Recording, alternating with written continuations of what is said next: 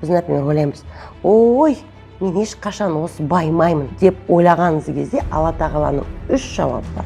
Бірінші, иә, дәл қазір ала бер. Сөйтіп сіз әр қашанда кедей болып отыра бересіз. Екінші жауабы, иә, мен саған оны берем, бірақ дәл қазір емес, кішкене күтесің. Қайтадан сізге сол кедейшілікті береді.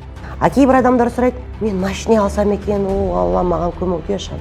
Ол Алланың үшінші жауабы. Жоқ, бұл саған қайырлы емес. Сондықтан егер де сіздің басыңызда негатив болса, өміріңіз таудан бүйтіп домалап түсіп жатасыз. Қандай ситуация болмасын, әр нәрседе плюс табуыңыз керек.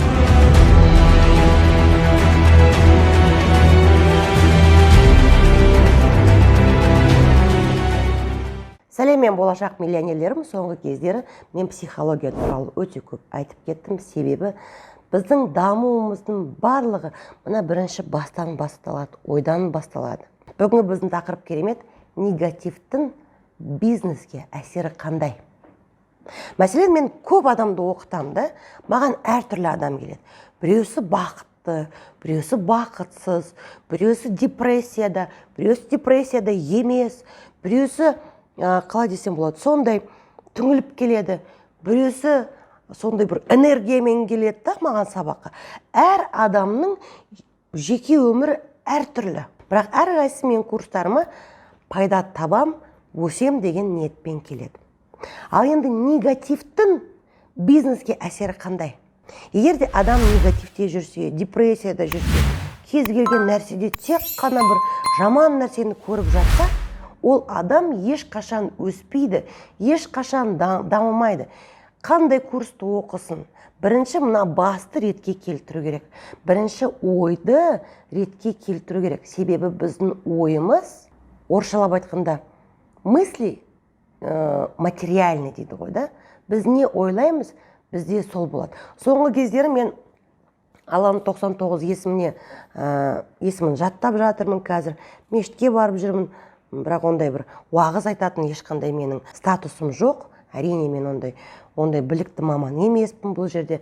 Бірақ өзімнің жеке басымдағы өткенін айтайын, Мәселен, Алла тағаланың бізге деген 3 жауабы бар екен. Егер де сіз дұғада болсаңыз, Алла тағаладан сұрасаңыз, мәселен, мен осындай тендер ұтсам екен, или неважно, например, машина алсам екен, осындай арманым орындалса екен деп сұраймыз. Біздер өкінішке орайда сондай адамдармыз.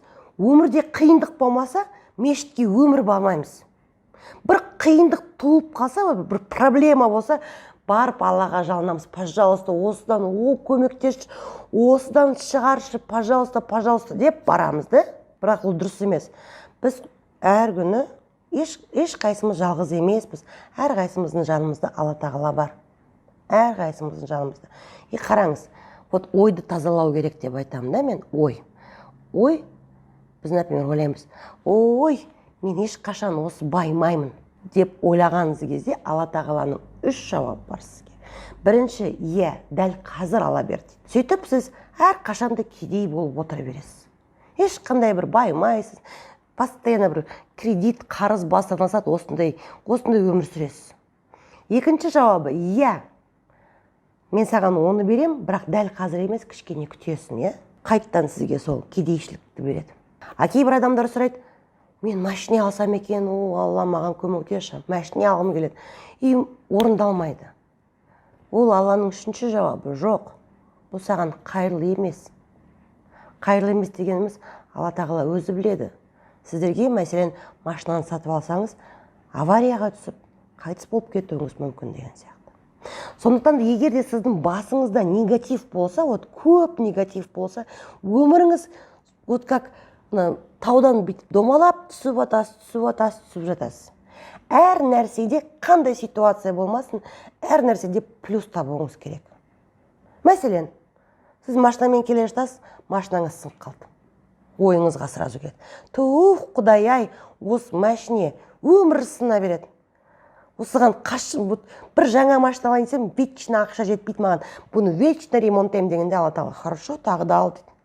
Машинаңыз одан да көп сына береді, например, А мәселен, машинаңыз сынып, кішкене жаяу жүрсеңіз, жаяу жүрген деген бұл денсаулыққа пайдалы деген сияқты. Әр нәрседе плюсты любой негативной ситуацияда бір какой-то плюс бар.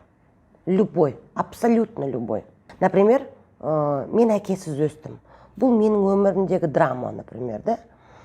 Мен сонда қаншама жыл неге мен әкесіз өстім деп бір әкемді кінәлайтынмын. Бірақ соңғы кездері ойласам, мен кішкентай бала кезімде армандайтынмын. Мен осы телевизордан көрсетсе екен мені. Әкем мені телевизордан көрсе екен, сонда айтса екен, бекер мен мына қызымды бақпаппын, бекер мен мына қызыма көңіл бөлмеппін деп кішкене сөйтіп ойланса екен деген арман болатын. Сонда мен талпынып телевидениеға барып актриса болдым, телевидениедан мені көрсетті. Мен арманымды орындадым. И байқасам қазір, бұлай ойлансам, егер де мен әкем бірге тұрсақ, мүмкін мен актриса болмас едім. Әкеме рахмет. Менің қасымда болмаған үшін, мені тәрбиелемеген үшін, мені алдыға итермелеген үшін көп рахмет. Мінеке осындай, байқасаңыз, негативный ситуация, бірақ ішінде плюс бар. Әр нәрседе плюс бар. Әр қашанда мына ойыңызды тазалаңыз. Негативный ойды басыңызға кіргізбеңіз. Егер де басыңызға бір негатив кіріп кетсе, еш қашанда дамымайсыз. Әрекетке берекет.